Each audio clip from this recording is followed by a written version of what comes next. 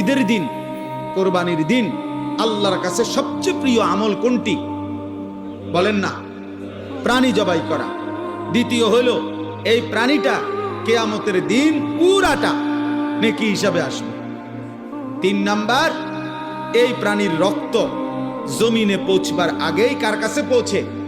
আল্লাহর আরশে পৌঁছে, আল্লাহ পাকের কাছে পৌঁছে।